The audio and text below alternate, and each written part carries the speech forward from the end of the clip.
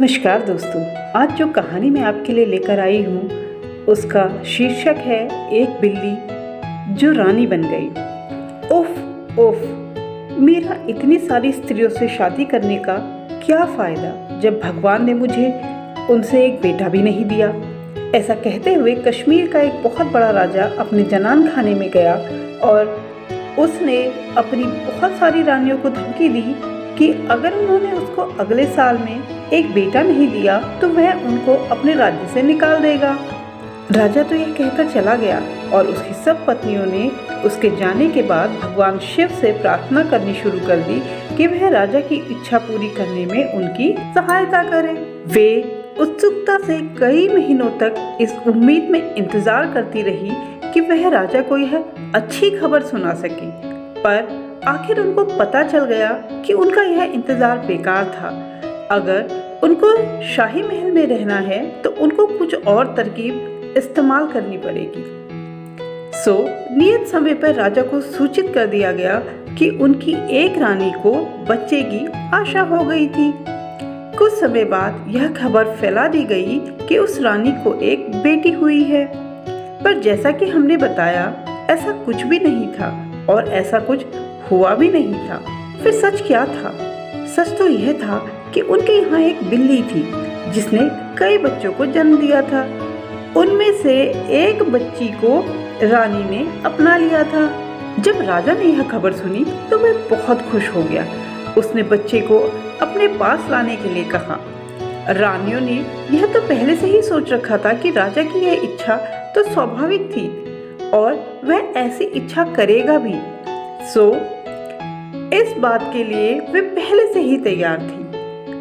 उन्होंने दूत से कहा, जाओ और राजा से कहना कि ब्राह्मण ने कहा है कि बच्ची को उसकी शादी से पहले उसके पिता को नहीं देखना। इस तरह से यह मामला कुछ समय के लिए टल गया।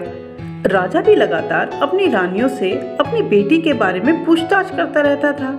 रानियां उसको उसके बारे में अच्छा बताती रहती थी, उसकी सुंदरता के बारे में, उसकी होशियारी के बारे में। यह सब सुनकर राजा बहुत खुश होता रहा। हालांकि राजा एक बेटा चाहता था, पर वह यह सोचकर संतुष्ट हो गया कि भगवान ने उसको बेटी ही दी तो कोई बात नहीं। वह उसके लिए एक ऐसा दूल्हा तलाश करेगा जो उसके लायक हो और फिर बाद में उसका राज्य संभाल सके। समय आने पर राजा ने अपनी बेटी के लिए दूल्हे की खोज करनी शुरू की।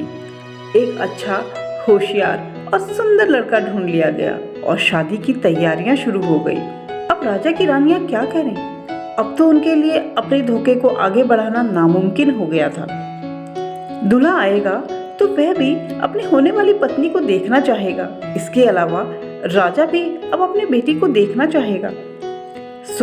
उन्होंने सोचा कि अच्छा तो यही होगा कि हम राजकुमार को यहाँ बुलाएं और उसको सब बता दें, फिर जो होता है उसका इंतजार करें। अभी हम लोग राजा को छोड़ते हैं, उसको संतुष्ट करने के लिए बाद में सोचेंगे।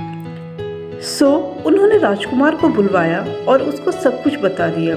उन्होंने उससे यह पहले ही वायदा करवा लिया कि वह इस बात को अपने तक ही रखेगा, यहाँ तक कि अपने माता पिता को भी नहीं बताएगा।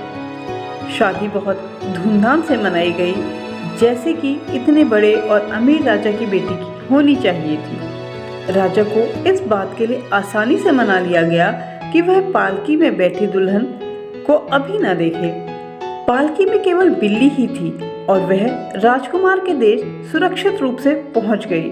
राजकुमार ने जानवर की बहुत अच्छी तरह से देखभाल की और उसको अपने निजी कमरे में बंद करके रखा। उस कमरे में वह किसी को घुसने नहीं देता था, अपने माता पिता को भी नहीं। एक दिन जब राजकुमार वहां नहीं था तो उसकी माँ ने सोचा कि वह आज बेटे के कमरे के बाहर से ही अपनी बहू से बात करेगी।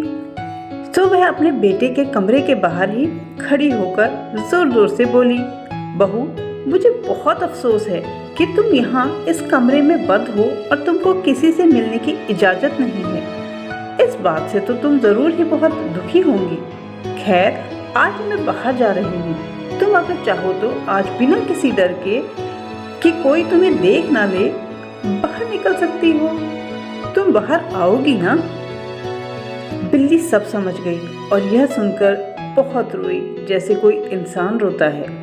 उसके आंसू तो राजकुमार की माँ के दिल को छेद ही गए। यह देखकर उसने इस मामले पर अपने बेटे से सख्ती से बात करने का फैसला किया। जैसे ही वह आएगा वह उससे जरूर ही बात करेगी। बिल्ली के आंसू पार्वती जी तक पहुंचे तो वह तुरंत ही अपने स्वामी शिव जी के पास गई और उनसे प्रार्थना की कि वह उस लाचार बिल्ली पर दया करें। शिव जी बोले, उससे कहना कि एक तेल है जो अगर वह अपने शरीर के सारे बालों पर मल ले तो वह बहुत सुंदर स्त्री बन जाएगी। वह तेल उसको उसी कमरे में रखा मिल जाएगा जिसमें वह बंद है। पार्वती जी ने इस अच्छी खबर को बिल्ली को देने में बिल्कुल भी देर नहीं की। बिल्ली ने भी तुरंत ही तेल ढूंढा और उसको अपने शरीर के सारे बालों पर मल लिया। तुरंत ही वह बहुत सुंदर लड़की में बदल गई। पर एक बहुत छोटी सी जगह उसने अपने कंधे पर छोड़ दी, जिस पर बिल्ली के बाल अभी भी मौजूद थे। वह उसने जानबूझकर छोड़े थे ताकि उसका पति उसकी इस हरकत को उसकी कोई चाल न समझ ले और उसको अपनी पत्नी मानने से इनकार न कर दे। शाम को राजकुमार घर लौटा तो अपनी सुंदर पत्नी को देखकर बहुत खुश हुआ। अब उसकी वे सारी चिंताएं खत्म हो गई कि अब वह अपनी माँ को अपने अकेलेपन का क्या जवाब देगा। उसको तो बस खुश खुश मुस्कुराती हुई बहू को देखना था और उसका रोना तो बिल्कुल बेकार था। कुछ हफ्ते बाद राजकुमार अपनी सुंदर पत्नी को लेकर अपने ससुर से मिलने गया। राजा ने उसको अपनी बेटी समझा और उसको देखकर वह बहुत खुश हो गया। उसकी सब पत्नियों ने भी बहुत खुशियां मनाई। उनकी प्रार्थनाएं स्वीकार कर ली गई और अब वे महल में रह सकती थी। समय आने पर राजा ने भी अपने दामाद को राजा बना दिया, तो वह अब 2 राज्यों का राजा बन गया, अपने पिता के राज्य का और अपने ससुर के राज्य का। इस तरह वह बहुत अमीर राजा बन गया। उम्मीद करती हूँ ये कहानी आपको पसंद आई होगी। फिर मिलेंगे दोस्तों एक नई कहानी के साथ। तब तक के लिए नमस्कार।